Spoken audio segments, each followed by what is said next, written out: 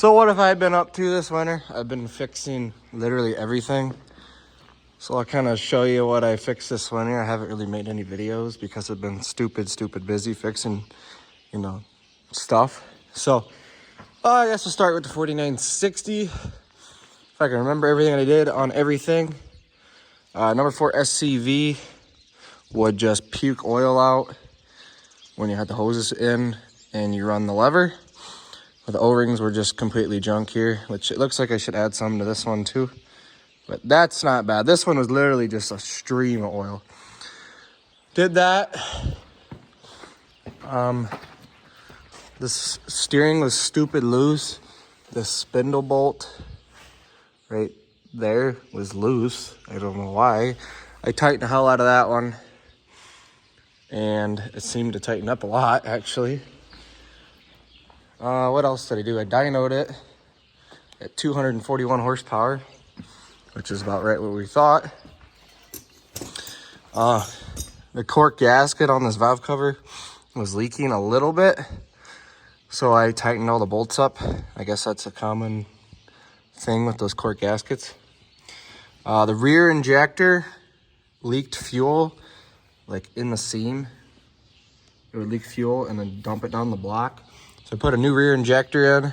That cured that problem.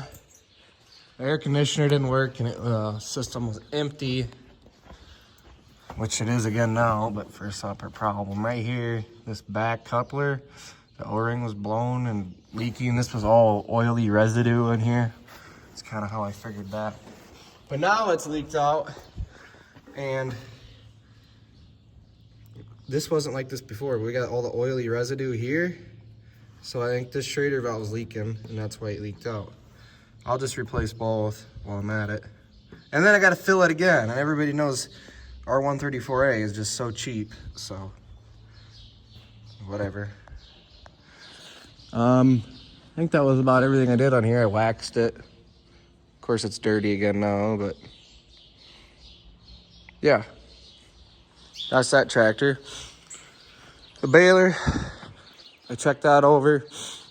I put one or two new chains in it.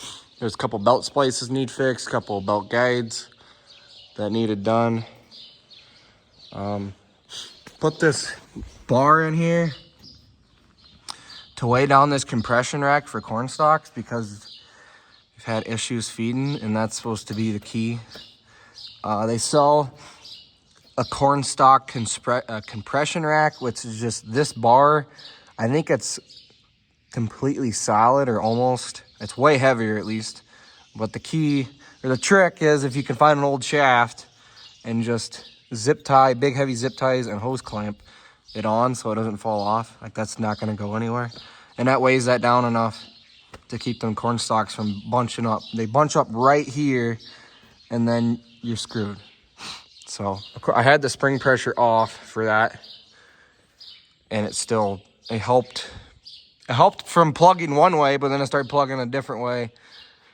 So yeah, we'll see how that goes. It'll be fine in hay. If for some reason that's too much down pressure, I can just take the spring off, leave that on all year. Yeah, otherwise that, all the rolls look good in it. I hope looked good. Yeah. What else did I do? Oh, the planter.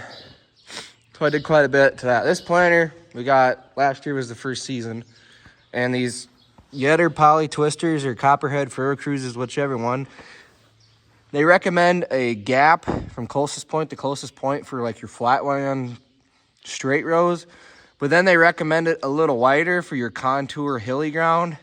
Well, these were shimmed for the flatland, which makes sense because it was in the flatland. So I actually had to put longer bolts in and add more shims to get this gap achieved better. And then these bushings here were completely junk. I mean, this had a little slop in it now, which is to be expected, but it was really bad. So I put 24 of them on, and that tightened it up a lot. And then I had to center the frame to the trench. Did that. Put 12 new seed firmers on. Like the bottom of this is nice and flat, but they were worn to a point, like halfway up. They were completely wore out, which I guess is worse than not having them at all because it pushes the seed around in the furrow. So I got all new seed firmers on the planter. This side transmission here, these sprockets are all hooked like really bad. The idlers weren't bad, but I mean, I was putting all the dry sprockets on, so I put new idlers on. I think there's 6 of them or whatever, and then I put the new chain on. So that's all good. What else did I do? I adjusted all the gauge wheels, greased everything. There was a couple grease zerks busted off the road cleaners, put them in. What else did I do? There's always air system leaks, which there still is. I found a couple spots with soapy water, like this connection and this connection, but I think it's just a known thing that the air always leaks. Like, I don't know. I almost think a spring would be better, just saying. Like, at least when you have the spring pressure, you know it's there. Now, you just gotta, you know, every hour or so, you gotta get out, flip the switch for, I don't know, 60 seconds, get this gauge back where you want, and then you can keep going. But that's annoying, really annoying. But I think that's pretty much everything I did on this, which if you know about planters, it takes forever to get anything done because there's so many rows. I can't imagine the guys that work on 48 rows and rebuild them. That's just, you could work an entire winter by yourself rebuilding one of them. But got that with the tractor hooked up. That's how you get 9 hoses and 2 electrical connections in a 4450 with 2 SCVs. So you get the Fosse valve, you get the power and beyond, ISO bus. Then I mounted this here so you can shut the vacuum off from the cab with this valve. It just was a good spot to put it. You open the window and you reach out. Otherwise, when we got this planter, this bracket was mounted here. Well, every variety or every field you leave, you want to turn it off because we don't have it. If you had a new tractor, you could just plug this into the SCV and manually adjust the flow on the display, but that works just fine. Can't get through here. But also, this tractor, we set out wide for making hay and everything else. So I had to swap the front tires side to side to get the fronts narrowed up to fit between the rows. Then this tire was out against the hub, so I had to take the dual off that we had on last fall. Then I had to take the hub off, had to move this tire in, had to put the hub back on, put the dual back on, and then adjust the spacing. So that takes a little bit of time. I painted the front weights, I painted the front axle. I waxed the entire thing. I waxed every tractor. And the rear lights. So last year I got new LED lights in the front of the tractor. Like a really good brand, I don't even want to say, because I'm not going to give them free advertising, but I really like them. And then we had like a cheap version LEDs in the back that we put on, I don't know, a long time ago, where they weren't bright enough for me. So I put those on a different tractor, and I bought 4 of this brand's brightest light they had for sound guards. See, they actually have 4 lights, but they're insanely bright. I pointed these straight back and these way off to the side, so when the planters unfolded, it would shine out there. And of course, this takes a whole different housing. So I had to take this tail light off, get that out. Everything was rusted, but I got it. It looks really good, really good. But that tractor's ready to go. The combine I worked on right after harvest. Try to remember what I did there. I put a tie rod end on.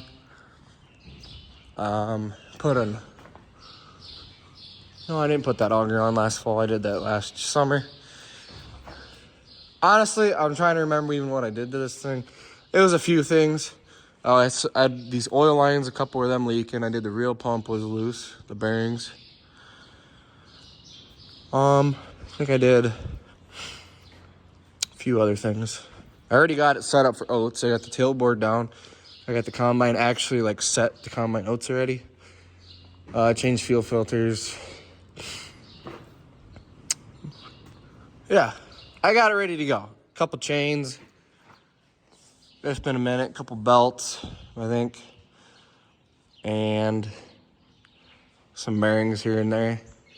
I'm honestly can't remember. That was in like November when I did that. But that was a project. I think I'm gonna get LED lights for the cab right before harvest. Put up on the roof. I also got the corn head ready at the same time. That didn't need much since we already did a bunch of work to it. But that's completely ready to go. Greased, corn head grease in it. All ready to go. I had to fix the harness on the combine too. That was one thing. This harness here somehow got into this belt and destroyed it. So I had to run I had to splice like 20 wires, I swear. But I got it. But that's all ready to go. Literally greased everything. Just finished hooking the head up and the oat head, and we could go combine today if we really wanted to. Like, it's just completely ready to go. Little thing on this little square baler. The yoke broke on this like the last day we baled last year, so we just grabbed a different shaft, put on there to get done. But I put new yoke and new universal joint. New U-joints on both ends, and this yoke is new. So that's all ready to go. Can't wait to use that. Here was the biggest project of the winter. I mean, this took forever. This is what we refer to as the Big 50. And this was pretty rough, I'll admit. But I don't even know where to start on this thing. Start with the fenders. I'll put some pictures in here if I remember to edit them in. The fenders that were on here were rotten. There were holes in them. There was more rust showing than paint by quite a bit. So I put 2 new fenders on it. And it sure does look good. The wheels, the yellow part, they were completely junk. They were really bad. Faded, peeling, everything. So I painted all 4 wheels nice yellow. The hubs used to be black. Personally, I think they look better yellow, so I painted them yellow. The hood on this thing, of course it's dirty now, and birds decided to shit on it. The hood was like really rusted thin. The top of the hood probably had 50-50 green and rust. Well, took the hood off and I took the decals off. I had a guy paint it. I put brand new decals on it.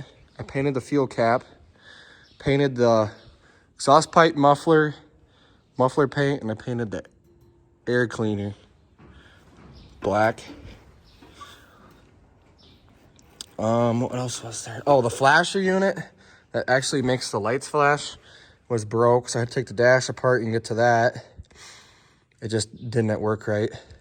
For the gauges, the little bulbs inside, they were all burnt out, so you couldn't see the gauges at night. Put new bulbs in. Like I said, the LED lights I took off the rear, that other 4450, I put in the front of this one because they were better than halogens. Did that. Of course, it needs front tires. The front steering spindle up in here, right there, seal leaked really bad. So I had the whole front axle off this thing, and we put a new seal in there. While I had the axle off, I painted the front axle. It was like that red primer color they must have used back in the day. It looked more red than green. So I painted that. In the toe, it was towed in, like, I think it was like an inch in. So I fixed the toe, so hopefully when we get new tires, we don't wear them out like this.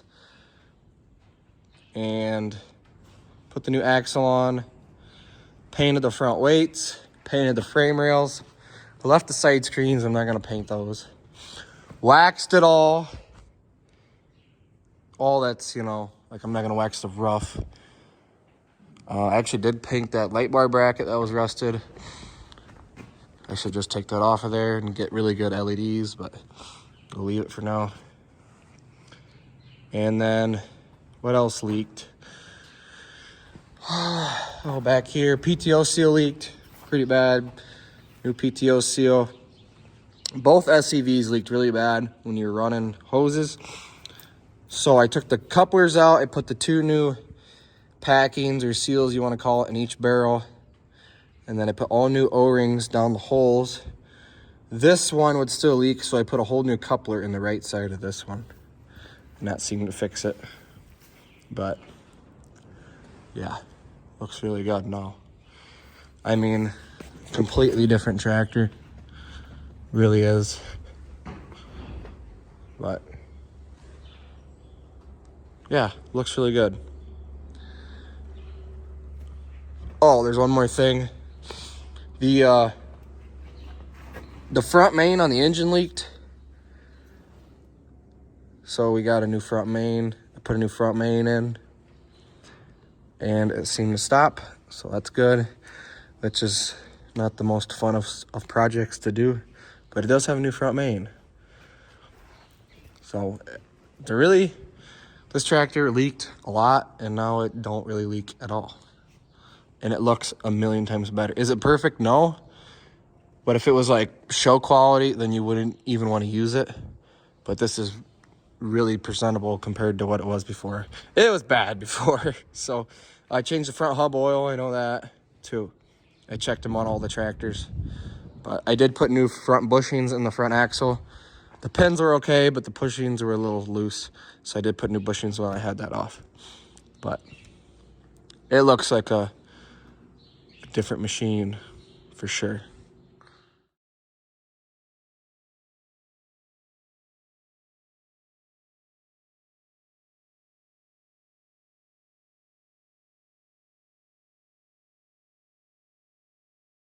Also on this tractor, I had the 8TU, the globe, and the vehicle harness on the 4960, and you need that on this to plant. So I had to pull both steering wheels off, swap the 8TU over, swap 2630 and put the harness in, calibrate everything, put the bracket on for the globe, put the globe on, and then I'm still too lazy to steer.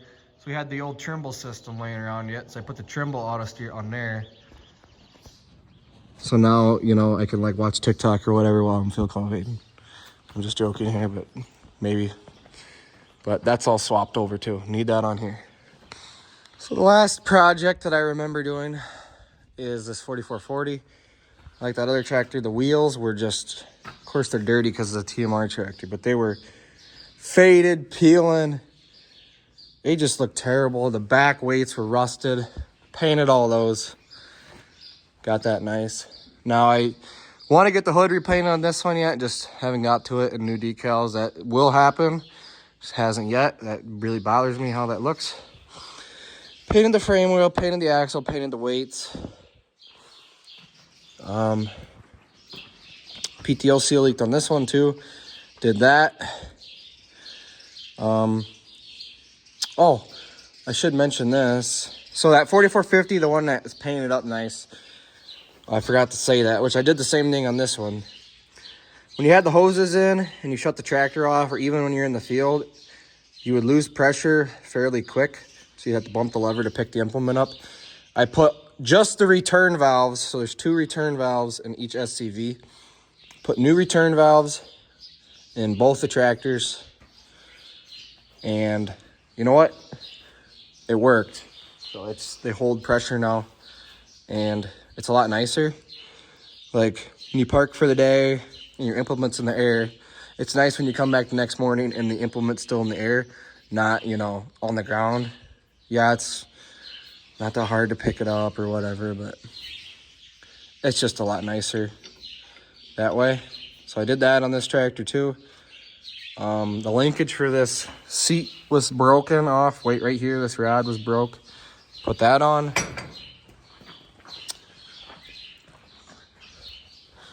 What else did I do? Oh, the fuel tank leaked pretty bad. So I guess they're known for cracking around the corner. You can actually kind of see where the guy welded it. In this corner, and this corner. This corner was cracked, I don't know, like this long. Once you had the fuel tank off, it was easy to tell. So there's guys around here that weld them. got them to weld it, put the fuel tank back on, put a new fuel line up to the junction spot, like right here. And you can't even see it anyway. Put a new fitting on the bottom of the tank. The valve cover gasket on this tractor leaked. I mean, really, really, really bad. This whole side of the block, this was all black. The whole thing from these 3 cylinders down was just covered in oil for the last, I don't know, 6-7 months. And I finally fixed it. So I pressure washed it up nice, and I got in there. Then I removed that valve cover I think I had to lift this air filter up a little bit, take the mounting bolts off, and I could just squeeze in here. And I put a new cork gasket in it. And I don't see any leaks yet. That was like a couple months ago. So, yeah, fix that. Looks a hell of a lot better now. And, yeah. I think that was about it. I can't remember it all, but yeah. I actually do remember something about that 4960 I did too. We have random electrical errors, like it'd say hydraulic oil hot, air filter light, all this stuff. It just always be buzzing at you here and there randomly. And the oil wasn't actually hot and the air filter wasn't actually plugged. So I replaced the sensors on them and seemed to cure it. So I put coolant, hydraulic oil, and air restriction sensors on that 4960 and seemed to fix it. So yeah, I'm sure I missed a lot, but moral of the story is I've been working, fixing stuff all winter. But no one cares. I'll end this video. Hoping to plant beans tomorrow, maybe.